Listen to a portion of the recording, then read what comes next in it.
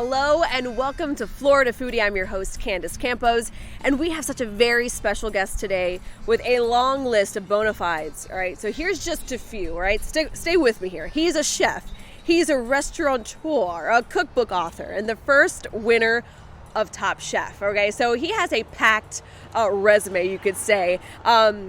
Again, he's the first winner of Top Chef All-Stars. He just opened his first Florida restaurant in Orlando, and he is now appearing on a brand new show alongside, who else? Chef Gordon Ramsay. We are so happy to be joined today by Chef Richard Blais. Thank you so much for joining me. Oh my gosh, thank you for having me. So out here, outside, in nature, I love it. Yeah, that's what we call the, just the pandemic, switcheroo. I love it. It's chefs in the wild. I like it. It's a new thing that we're starting. Sorry, I pitch a lot. So I'm pitching this show where you and I are out in the wild finding food in Florida. I mean, I think that's, if you ask me, I think that's the next show. Let's do it. Let's do it, right? And I mean, we're here in Florida. We're talking Florida Foodie. You do have a big connection here to Florida when it comes to our new, your new restaurant. Mm-hmm. So we're going to get to all of that. But I just wanted to stop for a second and say, what a list of accomplishments in the last couple of years. I mean, what is it just, when you think about, 10 years ago?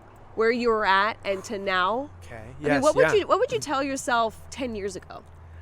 Well, I mean, 10 years ago, I was just happy cooking food in a restaurant and, getting up and going to work every day. And that's still how I feel, to be honest. Mm-hmm. Like, I mean, it's 10 years later, but I just love what I do. I don't feel like I have a job because I love it so much.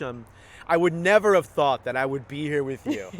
There's no way that I would have thought 10 years ago we'd be doing this podcast. No way. I mean, and did it start with you, in the kitchen with your family, doing stuff in the kitchen together, or was this something you're just like, you know what, I can make a pretty, great PB&J? Well, I did. Listen, I mean, I had an early start. Mm-hmm. So when I was 14, I had my first job was at a restaurant. I don't know if you have them around here because I'm kind of new to town. Okay. But it's they do like burgers and fries and shakes. Okay. McDonald's. Do you have? Yeah, we have a couple of those around here. Yes. My first job was at McDonald's when I was 14. Now I was the poissonier there, which means fish cook in French, which is a very prestigious. See how I'm hanging out with Gordon Ramsay now? I said prestigious. Oh, very much so. It's a very important position at a fast food hamburger restaurant that arguably has one seafood item. But I was the poissonier. Yeah. And the first batch of fish sandwiches that I sent out, I forgot to put the top bun on them. Oh. How do you forget to do that? Because it's my first day. I'm 14 years old. Okay, true. I mean, I was probably confused because there's cheese on it. So, who puts cheese on a fish? Anyway, I don't put the top bun out. Everyone's coming back through the drive-thru. And that was my start in this career. Little did I know that was really my calling to being an avant-garde chef. Look at that. I'm serving open-faced fish sandwiches. You're so bougie at McDonald's. I know. So I like telling that story, though, because that is who I am. I didn't grow up on a farm on a milk crate scrambling eggs from it's a lot of chefs have that story, but I'm just like a normal dude. My mom wasn't a great cook, and we ate food out of the microwave in the freezer, and I mean I heated it up first. Of course. Well, that's you also forget to put the top bun on, so who knows if you ate. I've been known to make a mistake or two, which probably leads you to the next question. So where's your training? The hair. What's going on with that? Okay, good. I thought you were going to go right there. Hair. I thought you were going to go right there. That's going to be next. That's the next question on the list. Okay, fair enough. But so your training. So where did you go to school? Yes, I went to school at the Culinary Institute of America, which is like their sort of claim is like the Harvard of culinary schools. Okay. Which means it's expensive. Yeah. And it is, but that's where I went to culinary, and I loved it. I loved culinary school a lot. You don't have to go if someone wants to learn how to cook. But I was such a student. I love learning. So I actually, true story, got locked in the library one night because I was up there reading 19 books about carrots. Who does that? Okay. And the student, who was running the library, left and locked up, and I was locked in. I got out. But you know a lot about carrots now. But I know a lot about carrots, which is my new cookbook. Richard Blais knows a lot about carrots. It's not. I was going to say, is it? That wasn't on my notes. It is vegetable driven. It is vegetable driven. But yes, sorry, I'm having fun. No, this is awesome. I mean, and then when did it click in your head saying, you know what, I'm gonna compete with other people on television and possibly make a fool of myself? Wow, yes and yes. Never would have thought about it because again, I'm old. and like reality show competitive cooking just started like when I started cooking. So I love that because, you know, I never got into it to be in front of a camera or to cook competitively or judge or host TV shows. It just happened naturally. I just loved cooking food and making people happy. And I realized that it didn't feel like a job. Like I could work 14 hours on my feet, cooking food in crazy conditions, and was happy to go back the next day at 7 a.m. So, but no, never would have thought that I'd be competing and making a fool out of myself most time. Not today. Yeah. And, you know, we always say, you know, you have a face for podcasts when, you know, but you have a face for TV. Oh, I thought you were talking about me. Like we always say about you. No, I didn't say that. But you are now, like, you're now a host. I mean, so how is it working with Mr. Ramsay himself? Oh, my gosh. I mean, I've been blessed to work with, like, the legends of the celebrity chef world, whether it's Gordon or Guy Fieri or Rachel Ray. And, they're great because they work so hard. You know, I think I was the chef, like, you know, 7 years ago who would tell my staff, like, you know, I don't know about Emeril with his BAM and his TV shows, and like real chefs are in. And then I realized like how hard it is to do what Emeril does, what Gordon does, what Guy does, and I just learned from them. So Gordon's amazing. They all are amazing. They get up and they work so hard. And anyone who thinks that it's easy, you know, cooking on TV or hosting a show or you know, being an anchor or doing the weather, whatever it is, it's hard work. So I've learned a lot from whoever I'm around, but Gordon especially. He's so intense. He is so intense. I shared this before we jumped on that he just sent me a text message and he was like, "Go find some hair gel." Like that's how intense it is working with Gordon. You have great hair.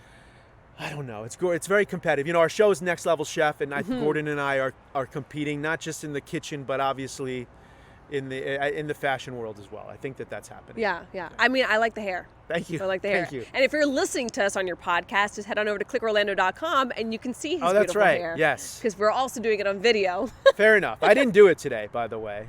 It's just, you just woke up like that. Yeah. It's people are saying on Twitter. That's my favorite thing now after the show airs, to find out what people are saying about the hair, because, you know, people are kind. Yeah. So what's one of those things that like stuck with you the most when you were either on the show that someone told you that it still sticks with you? Is there just something where you're just like, I remember the day someone told me this? Wow. On like my early on, or sure. like anytime. That someone told me. I mean, not really. I think really though, like coming up as a competitor on shows, it was really the ability. Well, actually, no. I will share this. One time, this was before his passing, Tony Bourdain. We all know Tony Bourdain. I love Tony Bourdain. He wrote the open for my first cookbook. And one time after Top Chef, after I did a couple things with Top Chef, continued on with the franchise, Tony Bourdain came up to me and he was like, "Hey, when are you going to get off the Top Chef teat?" Okay. Sorry. And here he is. And here is Tony. And the wind blows. And I just thought, like, it was really like, you know, just giving me sort of advice on like, hey, you know, you can do so many things, and like, I don't know, that's something that always sticks with me just because I have so much respect for him. He's such a legend. Yeah. And he, you know, and he was like, hey, you know, you basically telling me like you can do other things too, not just this one show, which is great. Right. I'm blessed to be a part of it. Yes. But yeah. When are you going to get off the Top Chef teat? From Tony Bourdain, quote unquote. Yeah, there it is. There you go. So cookbooks. So I mean, what do you have? What, you know, if people just want to jump on the Blais bandwagon. Oh. You know, what are some of the things? I mean that are going on right now. Yeah. Okay. I mean, we have, you know, the new TV show Next Level Chef on Fox at 9 p.m. on Wednesdays with Gordon Ramsay and Nyesha Arrington. You know, I am working on my third cookbook, which is sort of health and fitness. Getting ready to run my 7th marathon in New York in the fall. And we have this new restaurant in Orlando called Four Flamingos at the Hyatt Regency Grand Cypress. And just, I mean, it sounds like a lot. Yeah, but it does. It's fun. It's okay, all fun. Which is exactly why I wanted you to talk about Four Flamingos. Why the name Four Flamingos? Man, it's kind of a long story, but like the more mature, I was going to say older I get, the more mature I get. Yeah. The more You're I ancient, realize, you know, like this idea of vintage or iconic or classic, and what is more of a classic, you know, image of Florida in general than the flamingo, right? True. And then deep research, you know, got us to realize that there's only 4 species of flamingos in the Americas, and we went on this deep dive And they're only in the Americas and the Caribbean, South Central America. And that's kind of where the food angle is as well at Four Flamingos. Yeah. But at the end of the day, I just love flamingos. And I want the restaurant to sort of evoke these like vintage images, you know, like when I first visited Florida as a native New Yorker, you know, and my mom jumped out of the rental car and grabbed an orange tree illegally, most likely. Most likely, yes, from a farmer. like tapping into like your first experiences with a place. And now I'm here often. My wife's family's from Tampa, but and we're doing the same thing at my restaurants in California. Like, what do you think of when you go to a place? Because I had restaurants in the South for a long time, and for the longest time I didn't want to cook grits because I was a stubborn New Yorker. And then I realized, no, like I want to eat grits when I'm in the South. And what a great base to just do stuff with, you know? Yeah, so Four Flamingos, it's fun. At the end of the day, it's fun. Yeah. What's your favorite dish at Four Flamingos? Wow, that is tough because, you know, my likes change every day. I love all types of food. We have a swordfish, a bone-in swordfish chop that has become a hit, surprisingly. Why surprisingly? I guess bone-in, it's a big like, you know, Thor's hammer cut of swordfish. And I have it on another restaurant menu. It doesn't sell as much, but here in Florida, it's selling a lot. People know what swordfish is. Exactly. Yeah. You know, right now it's stone crab season. You know, I mean, those are some of my favorite dishes right now on the menu. And we have a lobster dish. We have a lobster tank in the restaurant, which is very throwback, but the tank is new. So just like the fresh seafood of Florida, that's something that I've missed being in California. And you got 2 kids. I mean, how do they like coming back to Florida? They love it. I mean, we were just here for the holidays, and you know, I mean, they love coming to see their family. And actually, I mean, I was up in Gainesville for the holidays because I have a lot of family there as well. I saw my first gator, my first live gigantic gator. Like a 13-foot. They make Was it in noise. the wild, or did you go someplace to No, see? it was like a reserve. Like it was like I was on a trail. Okay. I was safe. Okay. But I was shook. It wasn't like you were camping and you woke up to the gator. It wasn't camping, but it was a big gator that bellowed, and like I didn't know they sounded like lions. They look like dinosaurs, don't they? It's crazy. They do. So anyway, I just wanted to share. That's a weird little bite. I mean, sometimes on the news we talk about gators crossing school zones, so right. I mean, I've been on the hunt to see one, and I finally did. So I'm like, now I feel like I could like stamp my passport almost. Yeah. Okay. And next to the swordfish, maybe you can do gator bites. Oh, I don't. You know, that's the only thing. Because but my wife also is a Florida gator, and we don't eat them. We don't eat Florida bites. Yeah, I get that. Yeah. You just lost a lot of fans. I'm so sorry. I'm so sorry. Not at all. Not at all. So sorry. Come on. UCF had a good bowl. That was a great bowl game. It is. Yeah, we have the hula bowl here. There it is. There you go. So let's talk about just what's next for you. Like what? I mean, you got the cookbook coming out, which you were saying is kind of that fitness and health and stuff. Yes. I'm behind on my manuscript, so that's giving me a little anxiety right now. So that should be hopefully by the end of the year that'll come out. You know, we're hoping for a next season of Next Level Chef, and I'm just enjoying the ride, opening up restaurants and having a good time, eating good food. Maybe a guest spot in studio at some point. That would be what I would want to be next. Yes. I mean, and this is one of these things that has the pandemic been tough, you know, starting up Four Flamingos here? I mean, the pandemic has been tough on restaurants, 100%. And, you know, so it's now, you can't even look at numbers from 2019. You're just in the new normal, so to speak. But also, we've been blessed that people are still coming out to restaurants. People are still being supportive. So yeah, it's been challenging, but you're kind of used now. You're used to the challenge. Right. We wake up and we put our pants on and we go to work, regardless of what's happening. And it's been fun. What would you tell somebody who's listening or watching, who's, you know, aspiring to be a chef, you know, maybe trying to figure out going to school or whatnot? What would be that one, you know, fortune cookie thing that you'd tell them? I mean, you have to love it, right? I mean, I think you can say that about any industry, any profession, but like if you feel like you're going to cook and it feels like work, you know, then you're gonna be unhappy eventually, right? So really just dig in and figure out if you love it. If you want to work in restaurants, you know, work a few days at a restaurant that you like, just to see if you like standing on your feet for that long. Little things like that. Right. Or in this world, there's so many. You don't have to work in a restaurant. You could be a TikTok influencer, and we've had them on our show. And it's a career, you know. So in one way, yes, you know, if you want to be a restaurant chef, you got to be ready for the actual physicality of it. Yeah. But there's so many different jobs in the food world right now. Love it. Awesome. Well, welcome to Florida. This is awesome. I mean, I know your wife is from here and things like that, but it's going to be awesome seeing you. And where can people find information about Four Flamingos? Is there reservations? Sure. Four Flamingos. We're at the Hyatt Regency Grand Cypress.